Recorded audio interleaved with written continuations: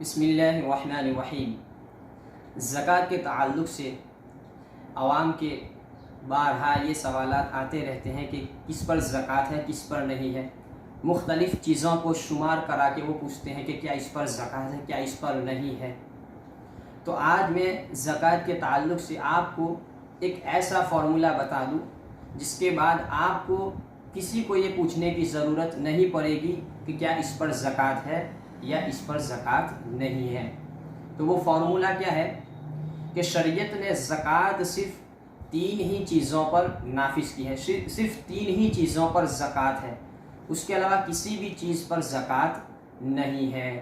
اب وہ 3 چیزوں کو آپ سمجھ لیں گے تو اس کے بعد پھر آپ کو کوئی ضرورت نہیں ہے کہ اس پر زکوٰۃ ہے اس پر نہیں ہے، اس بارے میں آپ کو گفتگو کرنے کی یا اس میں پڑھنے کی، کیونکہ جب آپ کو معلوم ہی ہو جائے گا۔ تو وہ 3 چیزیں کیا ہے؟ تو اس میں سے سب سے پہلے ہے سونا چاندی۔ سونا چاندی یہ دونوں ایسی چیزیں ہیں کہ اس پر بہر صورت زکوٰۃ ہے، چاہے اس کو آپ نے اپنے گھر پہ رکھا ہو، کسی کو بطور امانت کسی کو حفاظت کے طور پر رکھنے کے لیے دیا ہو، عورت نے سونا چاندی پہنا ہو یا اس نے حفاظت کے طور پر رکھا ہو، وہ استعمال کرتی ہو یا نہ کرتی ہو، سونا چاندی کا نصاب جب کمپلیٹ ہو جائے اور دیگر شرائط پائے جائے تب سونا چاندی پر زکوٰۃ ہے۔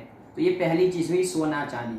اور اسی سونا چاندی کے ساتھ کرنسی کو بھی ضم کیا جاتا ہے، ملایا جاتا ہے۔ کرنسی یعنی روپے پیسے کسی بھی ملک کسی بھی کنٹری کے ہو اس پر بہر صورت زکوٰۃ ہے۔ سونا چاندی کی طرف پیسے چاہے آپ کے جیب میں ہو، چاہے آپ کے گھر میں ہو یا پھر آپ کے اکاؤنٹ میں ہو، اس پر بھی زکوٰۃ ہے، کیونکہ اکاؤنٹ میں ہونے والا پیسہ یہ بھی آپ ہی کا قبضہ ہے، آپ ہی کے قبضے میں ہے۔ تو اس طریقے سے سونا چاندی اور روپے پیسے یہ اس کو ایک آپ سمجھیں، یہ ایسی چیزیں ہیں جن میں بہر صورت زکوٰۃ ہے جبکہ شرائط پائے جائے۔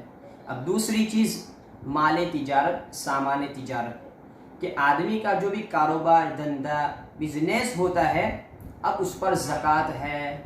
اب وہ کاروبار چاہے کیسا بھی ہو، مثال کے طور پر اگر کسی کا میڈیکل اسٹور ہے تو وہ دوائیوں کا کاروبار کرنے والا ہوا تو یہ دوائیوں پر اس کو زکوٰۃ ہے اگر شرائط پائے جائے، اس لیے کہ دوائیوں کا اس کا کاروبار ہے، اس کا دھندا ہے۔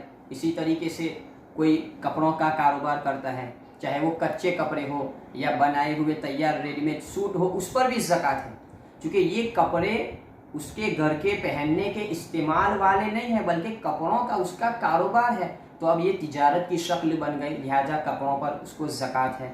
اسی طریقے سے اگر کسی کی اور کوئی الیکٹرک وغیرہ کی دکان ہے، چاہے کوئی بھی ہو، خلاصہ یہ کہ تجارت دھندا آپ کا کسی بھی چیز کا ہو، شریعت نے مال تجارت پر سامان تجارت پر زکوٰۃ کا حکم نافذ کیا ہے۔ تو اب آپ کے مال پر اگر آپ کا نصاب کمپلیٹ ہوتا ہے اور دوسری شرطیں پائی جاتی ہے تو اس پر زکوٰۃ ہے۔ اسی طریقے سے اگر کوئی کنسٹرکشن کا کام کرتا ہے تو یا وہ کمپلیٹ ہو چکا ہو یا انڈر کنسٹرکشن ہے، اسی طریقے سے کوئی کار 4 ویلر 2 ویلر کی لین دین کر رہا ہے، اس کا پراپر اس کا ایک دھندا ہے تو اس پر بھی زکوٰۃ ہے۔ تو یہ ساری چیزوں پر زکوٰۃ اس لیے ہے کیونکہ وہ اس کا دھندا ہے۔ اور تیسری چیز ہے سائمہ، یعنی وہ جانور جو چرائی، وہ جانور جو سال کا اکثر حصہ کھلے پھرتے رہتے ہیں لیکن جانور میں اس کی زکوٰۃ میں تفصیل ہے اور اس کی ہمیں حاجت بھی نہیں ہے، اس لیے اس مسئلے کی طرف نہیں جاتے ہیں۔ تو خلاصہ کلام یہ ہوا کہ زکوٰۃ صرف 3 ہی چیزوں پر ہے، سونا چاندی روپے پیسے کرنسی چاہے وہ کہیں پر بھی ہو، اور دوسری چیز سامان تجارت چاہے کیسا بھی دھندا ہو، اور تیسرا چرائی کے جانور، اور جانور کا مسئلہ اس کی ہمیں حاجت نہیں ہے۔ تو یہ 3 چیزوں کو آپ اچھی طریقے سے سمجھ لیں۔